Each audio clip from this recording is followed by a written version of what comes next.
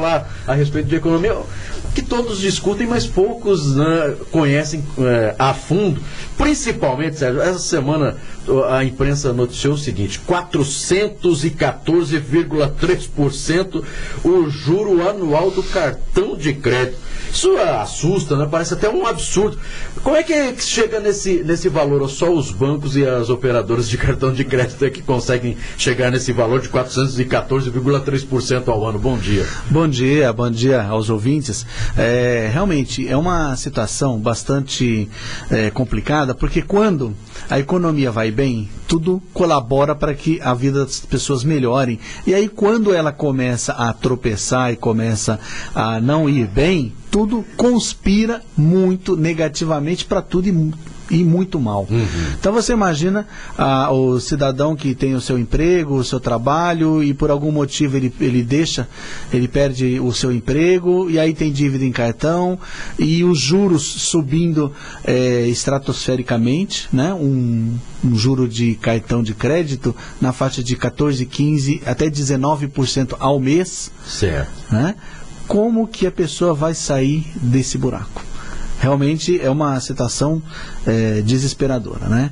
Um juro, a pessoa, vamos dizer que ela tenha lá uma dívida de R$1.000 no cartão, e só o juro vai corresponder lá entre 150 e 190 reais no mês. Então no mês seguinte ela já está devendo R$1.190.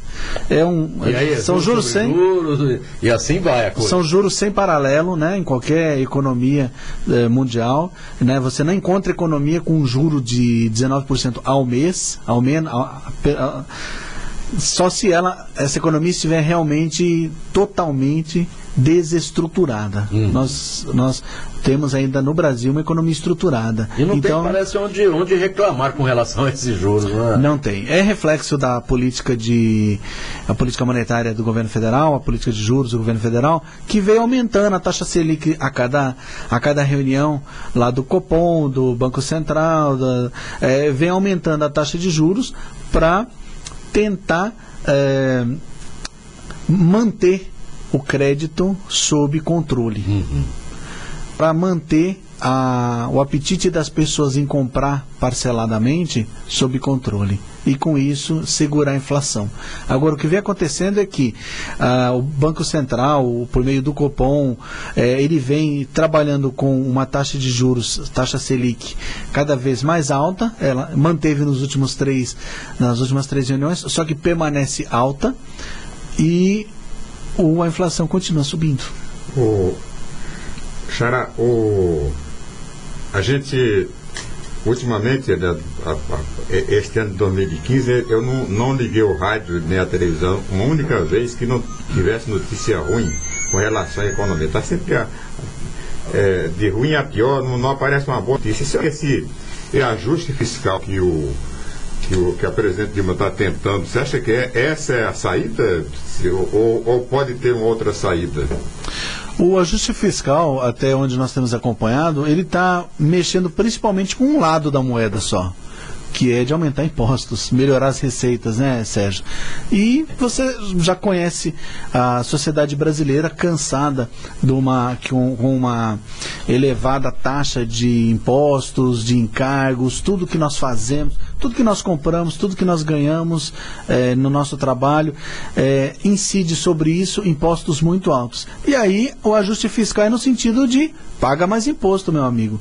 Não dá, né, Sérgio? O governo federal ele tinha que sinalizar de uma maneira clara onde ele vai diminuir os gastos dele, para trazer isso para a sociedade. Falar assim, olha, eu vou estourar em 51 bilhões de reais, fazer um paralelo, né? Imagina a dona de casa que tem uma renda lá de R$2.000 e ela tem uma renda de R$2.000 e vai gastar R$3.000. Onde que ela vai buscar essa diferença? O governo brasileiro vai acontecer a mesma coisa agora em 2015, e 2016 já se espera isso também. Só em 2015, 51 bilhões de reais de prejuízo, entre aspas, né? De déficit. E aí? Cadê a atitude do governo brasileiro de falar, olha, dos 51 bilhões, então, eu vou reduzir em 8 bilhões determinado gasto. Eu vou reduzir em mais 14 bilhões outro gasto. E assim vai. Mas diminuir, tirar de onde? Porque o pessoal reclama que tem ministério demais, tá? Tem hora que acabar com os ministérios, ela terminou tirando 10 ministérios. E não mudou nada, está do mesmo tamanho. Tá? Então ela vai tirar de onde? Vai tirar da saúde, vai tirar da infraestrutura, vai tirar da educação. Ela tem que tirar de algum lugar, porque se ela tira de algum lugar, aí começa a mesma choradeira da questão do ajuste. Tá só querendo, tá prejudicando, tá tirando, tá. Então, do ponto de vista da economia, qual a atitude que a presidente, sincera, né, que a presidente vai ter, o governo vai ter que tomar para equilibrar as finanças do Brasil? Ele vai precisar buscar uma saída por meio de uma melhor gestão. Vamos dar um exemplo da saúde. A saúde, ela está caótica. Provavelmente você gastando 100 bilhões ou 90 bilhões ou 80 bilhões na saúde, ela vai continuar caótica da mesma maneira, ela não vai melhorar. O problema da saúde não é falta de dinheiro, é falta de gestão, falta de estrutura, falta de profissionais. Então, uma inteligência em tratar essas questões de gestão ajudaria muito a fazer os cortes no lugar certo. A presidente Dilma, semana passada, estava na Suécia para finalmente comprar os aviões, que vão custar alguns bilhões de reais. Então, quer dizer, brasileirinhos, vamos lá, vamos aumentar um pouco mais os impostos para cobrir nosso déficit e também eu tenho que comprar uns aviões lá da Suécia e pagar. Não é à toa que o governo federal tem sofrido um desgaste tão forte, né? A pesquisa que saiu ontem, né, mostra uma popularidade baixa, muito baixa, como nunca se viu.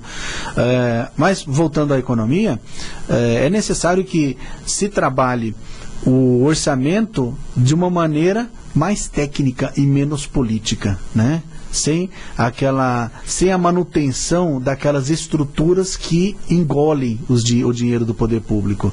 É trabalhar de uma maneira mais inteligente. Vai solucionar? A solução, se tivéssemos, já poderíamos correr atrás dela. Mas vai ficar menos ruim, né, Sérgio? Vamos procurar tornar menos ruim e buscar uma melhora a cada dia, a cada medida, buscar uma melhora, porque 2015 foi ruim, 2016 já está ficando com a carinha de que não vai ser bom também. Porque o que a gente tem ouvido, sobretudo dos economistas, dos técnicos, é mais uma posição crítica, né, do que uma posição propositiva, né? O que é que nós vamos fazer? Tá ruim, vai ficar pior, né? Vai piorar, o governo vai ter que cortar seus gastos, mas não há indicação de onde que gasto vai cortar, né? Porque o bode na sala era os ministérios, né? Tem ministério demais, vai ter que cortar ministério. Mexeu e daí? Aí né? Ela cortou 10 ministérios e a coisa ficou do mesmo jeito, do mesmo tamanho, de mal a pior. Quer dizer, o que eu gostaria de ter dos economistas, principalmente, era uma indicação, vamos fazer isso. Não só dos economistas, mas dos partidos, né, de oposição. O que o Brasil tem que fazer para sair desse círculo vicioso, né, de só notícia ruim, piorando a situação do brasileiro. Quer dizer, essa que era... desculpa que eu já estou me alongando aí. Sim, perfeitamente. Só para fazer essa colocação. Quer dizer, como, né, se sair disso, quer dizer, o Brasil vai partir para a normalidade se fizer isso. Corta aqui, corta ali, porque tem que cortar, né? O negócio de que vai reduzir custos sem cortar, isso aí não existe. Você citou um exemplo interessante da questão dos aviões. Para que comprar avião, né? Não tem a menor necessidade. Então, seria a partir daí, né, desses cortes, agora, cortar na saúde, cortar na educação, aí, a hora que você imagina em cortar aí já vem a chiadeira. Não pode cortar, daqui não pode cortar. Exatamente. Aí que vem a oportunidade, Sérgio, de um projeto para o país, né? De que a oposição, aqueles que mais fazem as críticas, possam apresentar uma maneira de resolver. E ninguém tem feito isso de fato. Ninguém mesmo está fazendo essa proposta de, olha, tem que cortar, começa por aqui que aí você já vai ter algum resultado. Realmente ninguém apresenta isso. Agora, Sérgio, o governo federal diz o seguinte: para salvar estados, municípios, o governo federal precisa dar a volta do imposto do cheque, a CPMF. E aí se fala, aí de novo nós vamos voltar, pô, mas mais um imposto para o país. Mas você, como economista, vendo a situação de hoje, você acredita que o retorno desse imposto do cheque, da CPMF, pode resolver ou melhorar a situação do nosso país? E um dos medos é o seguinte, é voltar o imposto do cheque, que, né, foi provisório, que de repente aí de provisório não tenha mais nada e que ele se torne aí eterno. Meu ponto de vista é que esse é um esparadrapo, né, Marquinhos? É um esparadrapo que eles põem lá para aumentar a receita, de fato aumenta bastante a arrecadação, o CPMF, só que não vai resolver os problemas. Ele vai aumentar a arrecadação, vai melhorar o fluxo de caixa do governo federal, vai melhorar a capacidade dele de contratar e pagar, só que o problema está do lado do gasto. Senão isso vai, quer dizer, vamos resolver o problema sempre aumentando a receita. Cada um de nós somos trabalhadores, temos nossos ganhos, nossos salários, e nós não podemos, não temos essa possibilidade de aumentar nosso salário de uma hora para outra. O chefe colocar uma faca no pescoço e falar, me dá um aumento de mais R$1.000 aí, porque eu preciso resolver minha questão financeira. Exatamente, falar, olha, tive uma emergência médica, um exemplo, né? Vamos trabalhar no dia a dia.